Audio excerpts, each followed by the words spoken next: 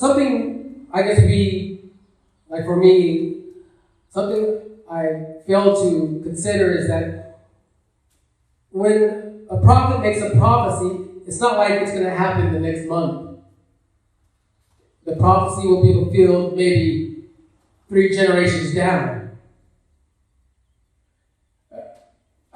I'm going to say this in all respects.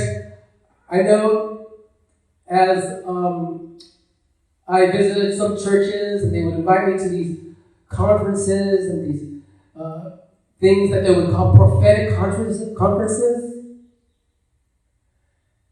And, there'll be speakers that they're known for their books, their many tapes, their many cameo appearances, their many televised appearances. And they cause a sensation to create a considerable fan base because of their prophetic speaking. And I used to be enjoying all that because I'll be one of those like, oh, I want to hear a word from the Lord. I want to see what else good things He has for me. Right? I want to see if my dreams will be finally fulfilled and God's going to tell me when it's going to happen. Well, if you are very familiar with the prophets of the Bible,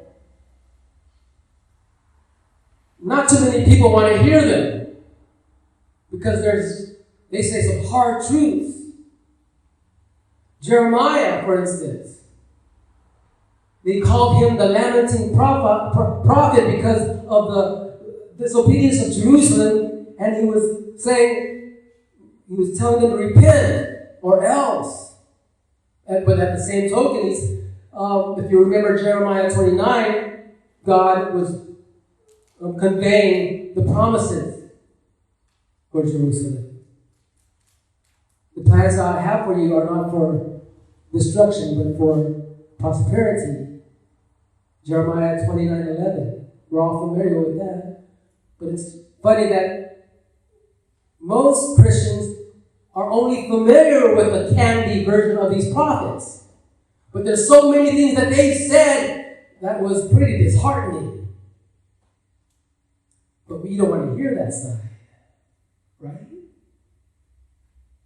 The same way with these prophetic conferences, they want to tell you the sugar. Right? In order to gain an audience. To have a continuum of their fan base.